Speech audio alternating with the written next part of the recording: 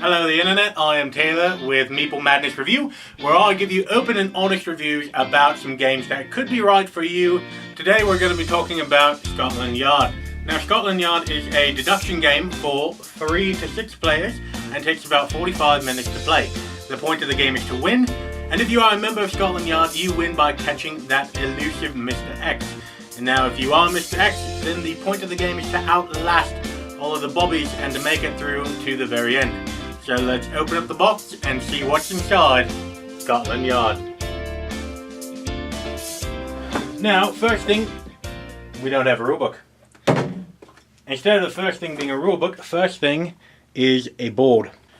Alright, so we have a board. This is London, the heart of London.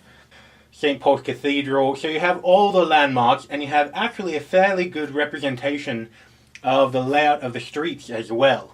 I have to say, art-wise, this is very good. I really do appreciate this. And the fact that they went through all of the detail here. So, we have a board. And on this board, as you see, there are different numbers of stops. And you have 3 different routes. You have taxi routes, which are white. You have blue bus routes. And you have the underground, which is orange or this weird sort of color. I don't know what that is. This modern edition comes with a hat for Mr.X. Now the player could wear that to denote not only that they are Mr.X, but also the brim can hide their eyes so you don't see where on the board they're looking. Here we have the rulebook. Now, this rulebook is very unique in the fact that it has all of these different languages. German, French, Italian. So this is a very long rulebook, but that's simply because of all of the different languages, so don't be put off. Then you have tokens. We have bus tokens. We have taxi tokens. We have underground tokens. Now you also have special black tokens. Now these are secret tokens. Mr.X gets one of these for every detective on the case. Now this is to hide the move, so the detectives don't know how he travelled.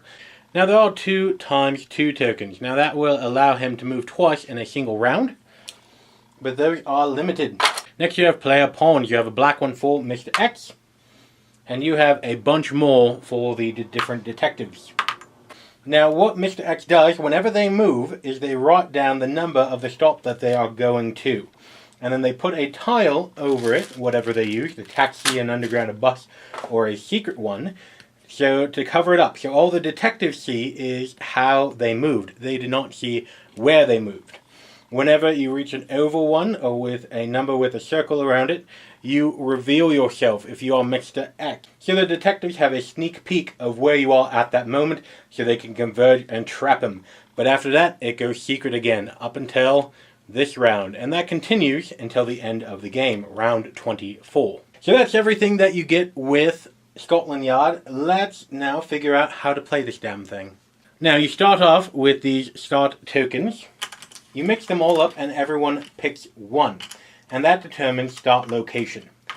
Also, each detective and Mr.X starts off with a couple of underground tokens, some bus tokens, and some cab tokens. The way I like to think of it is that Scotland Yard is on a bit of a budget, so they could only take public transportation. Alright, so this is what the game looks like at the very beginning. You have 5 different pawns on the board, 1 for each detective. Now if you are playing with 2 detectives, I would recommend that each detective grabs 2 pawns. This is a hard game to play with only 2 detectives and 1 Mr.X. Now this game happens in 2 different rounds.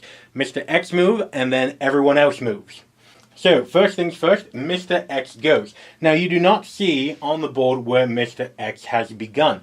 However, Mr.X has drawn start tile 141. So they are starting there, and they make their first move. So that Mr.X is going to go to 134. Okay. And they are going to use a taxi token. So, all the detectives are going to see is the fact that he took a cab. But they don't know where he is. So now the detectives are going to use different modes of transportation in order to coordinate their efforts. Now whenever any of the detectives use a mode of transportation, they take their ticket and they actually give it to Mr.X. So Mr.X develops more options while the detectives start running out of options. If a detective runs out of bus tokens, they can no longer take the bus. Okay, so Mr. X moves, the detectives move. Now Mr. X moves again. So let's say he moves to 127, and he uses another cab. This is the game. It's a very simple game, very easy to understand. Alright, so what is good and what is bad about Scotland Yard? Now, Scotland Yard has been around since 1983, and it has won several board game awards. So let's see how it stacks up at Meeple Madness Review. Let's go down the Meeples and see how it does. Meeple number 1, art. Now, the art on this game is very good, and what I'm really impressed with is the board itself. It is a very close representation of the actual streets of London, and that is very nice. The fact that people who have been to London before, they can go back there and they can be, oh yeah, I've been there. Yeah, that's exactly what it is. That's a very nice place. So as far as the art Meeple goes, I am awarding it the whole Meeple. Next, Meeple number 2.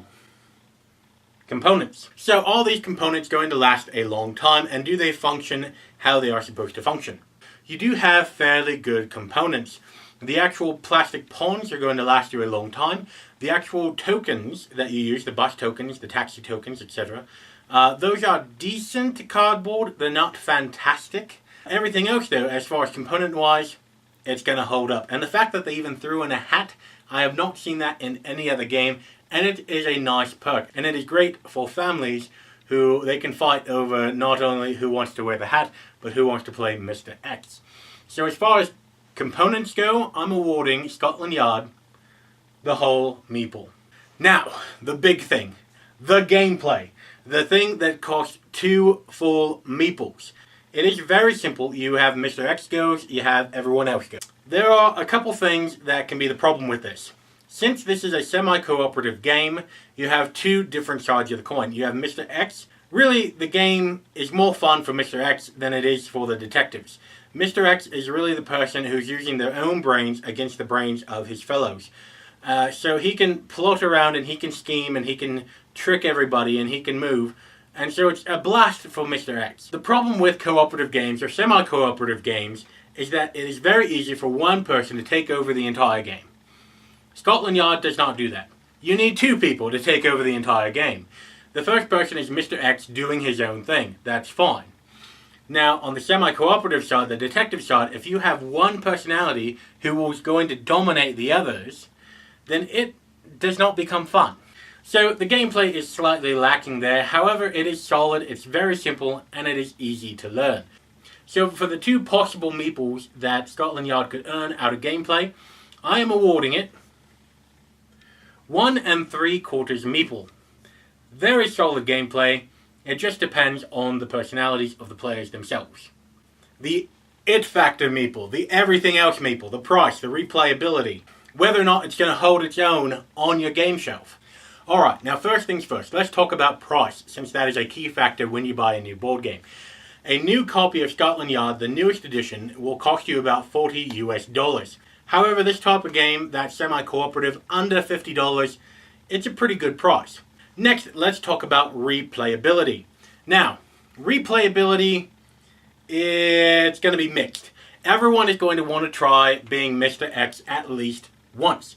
Each game is not going to be the same as it is. Mr. X is going to start out in a different location, they can move different, and it entirely depends on who is playing Mr. X. So this game does have very high replayability. Unless you have bad players. If you have that dominant personality, that is going to kill replayability because no one is going to want to play with that particular person. Is it going to hold its own on your game shelf? The fact that it's been around since '83 and that it has been reinvented again and again and again tells you that yes, it does hold its own on your shelf.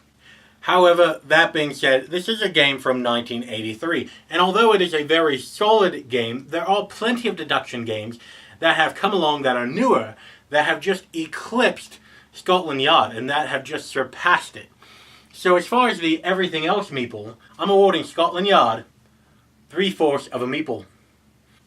Alright, so overall with everything, with art, with components, with gameplay, with replayability, with price, and the it factor, how does Scotland Yard rate? Well, Scotland Yard earns a well-earned 4.5 out of 5 Meeples. It is a very solid game of deduction, trickery, and deceit. It is also a good semi-cooperative game, which you don't see a lot of them around. So this might be a good game for your table, your family, and your game group. Now, the twist. Hi, I'm Mr.X, and I'm not actually English or Australian or whatever accent you thought that was from. I am American. I am Taylor with Meeple Madness Review, here to give you open and honest reviews of your board games. If you like this video, go ahead and click subscribe. There are new videos coming out each week where I give you an honest review on whether or not they're good enough for your family and your table. It doesn't matter the games I like, what matters is the games themselves. Also, don't be afraid to give it a thumbs up and comment down below. Let me know how good my accent was. You people in the UK, did I fool you? Did you think that I was from Leicester or from Gloucestershire or from anywhere else? Until next time, I'll see you at the game table.